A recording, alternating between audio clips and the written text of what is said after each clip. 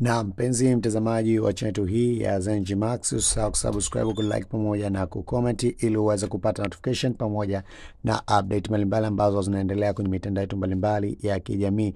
Na kubwa kuliko zaidi ni kuhusiana na yale ambayo yanazungumzwa kupitia klabu ya soka ya Dar es Salaam Young Africans. Panda shuka chanika, yes, yamekuwa yakirindima katika anga mbalimbali za kimichezo, na wengi wameendelea kujaribu kuelezea hisia zao tofauti juu ya kile ambacho kiliweza kutokea siku ya tarehe 8 Machi 2025 katika dimba la Benjamin Stadium Mkapa. Sasa usiku wa jioni kabisa ya Machi 7 katika dimba la Benjamin Mkapa lipo geti kuu, klabu ya soka ya Simba Sport Club ilipanga kuingia na kwenda kufanya mazoezi kwa ajili ya michezo yake kadha wa kadha ya mwendelezo wa ligi kuu NBC Premier League.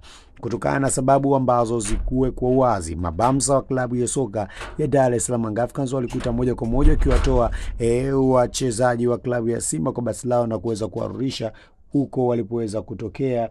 Hii ni mara baada tu ya viongozi wa klabu ya soka ya Simba kuweza kutii na kuamua kuondoka ndani ya uwanja huo. Sasa kuna barua ambayo imeweza kuandikwa kwa Dar es Salaam Young Africans wakiweka misimamo yao. Wanasema kwamba huku kutakuwa na taharuki kwa wapenzi wengi wa soka kuhusu uwepo wa mchezo huo baada ya tamko la klabu ya Simba asubuhi ya tarehe 8 Machi 2025. Mwenyekiti wa bodi ya ligi Steven Mguto alinukuliwa na vyombo vya habari akitoa wasi wake kuelekea kwa mashabiki waende uwanjani kwa sababu ratiba za mchezo huo namba 184 upo pale pale, hakuna kilichobadilika. Lakini kuhusiana na mambo mbalimbali ambayo yaliendelea licha ya tamko hilo, mwenyekiti wa bodi ya ligi mchana wa siku hiyo tarehe 8 Machi 2025, kamati ya uendeshaji wa ligi kuu ambayo mwenyekiti wake ni Steven Mguto ilitoa taarifa kuelisha mechi namba 184 kinyume na taratibu na kanuni zinazoendesha ligi kuu.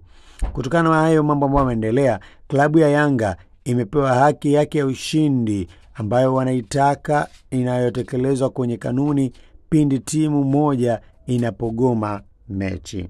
Namba 2, kamati ya utendaji wa Yanga imekubali kutoshiriki mchezo namba 184 kwa tarehe yoyote iliyoweza kupangwa. Kutokana na mfululizo wa matukio kama hayo kushindwa kusimamia kanuni za ligi kuu, klabu ya Yanga inaelekeza imani kwa kamati kuu ya mashindano ya TFF kuweza kuvunjwa pamoja na baadhi ya viongozi wake ambao wanaiongoza kamati hiyo kuweza kuachia madaraka.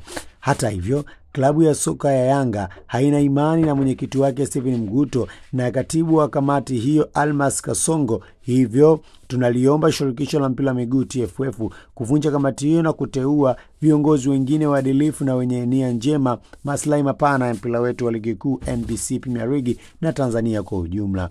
Mwisho lakini sio kwa umuhimu, klabu ya Yanga inaomba mashabiki na wapenzi wa klabu hiyo kote nchini kuendelea kuwa watulivu wakati uongozi ukiendelea na taratibu za kuhakikisha kuwa sheria na utaratibu wa kiendeshaji wa mpira wa miguu hapa nchini Tanzania unaendelea kuzingatiwa kama ambavyo ilivyokuwa hapo awali. Nini maoni yako kutokana na sakata hili ambayo inaendelea kuchukua sura mpya kwenye mitandao mbalimbali ya kijamii? Usisahau kusubscribe, kulike pamoja na kucomment. Na mimi ni msomaji wako naitwa MC5. Naenda kwenye mitandao mbalimbali ya kijamii, andika MC5 Events ili uweze kupata notification pamoja na update.